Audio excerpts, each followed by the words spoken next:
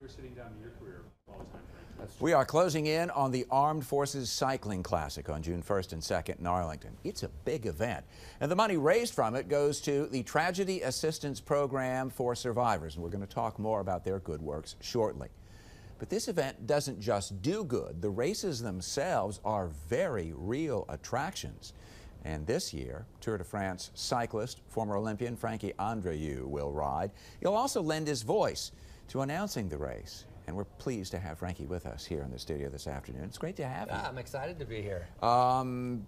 This is a race, and talking with one of the organizers, has been here for a long time now and has grown in popularity and prestige. Obviously, if you're in it, that's a pretty good indication. How important a race is this? How much of an attraction, I guess, is what I'm asking. It's a huge attraction. I mean, it started in 1998, so it's going on its 22nd year. And so for Clarendon Cup, it's a very difficult race. One of the few races that are 100 kilometers long, so that's 62 miles. Pro men, pro women, you're going to have amateur racers. And on both days, Saturday and Sunday, they have the kids races, which are free. So all you need is a bike, a helmet, a kid, of course, and bring a parent to be able to sign a waiver, and so the kids races. But I don't race. I'm doing the Armed Forces Challenge Ride that's going to be coming up, and that's going to be on Saturday. A ton of fun. Everybody's welcome to come out, from beginners to advanced. You ride however many laps you need to ride, and then it's just about having a good time on some closed roads. And so to call it a race is probably a misnomer in the strictest sense. Two separate things: the Armed Forces Challenge Ride, and then you have the Armed Forces Cycling Classic, which is the pro men and the pro women. They're racing. They're going flat out. Many national champions are going to be here, like Justin Williams, Eric Young, Leanne Ganser. Those are all current Criterium national champions. A lot of past and previous national champions are going to be here.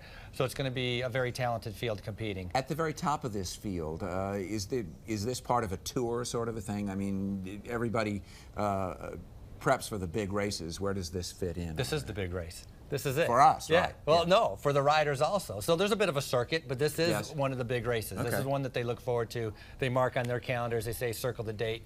And so you're going to have a top-notch field. So the best of the best for the pro men and pro women will be here on Saturday and Sunday. If I've not been to a Criterion or a race, what should I look for? Where do I stand? Where's a good place to be? You know, the best thing is to walk around the course. I mean, this is a race where champions come to compete. It's the national champions going against national champions. Start-finish line is fantastic, but if you walk down the road, you go to turn 1 or turn 4, completely different perspective on how close they are, how fast they're coming around the corners, 28, 30 miles an hour, bumping elbows, crashing, pretty much encompasses everything. It's a lot of fun. Road rashes can be epidemic. You know about that then, yeah. So, where are you right now in your career? 9 times you've ridden Tour de France.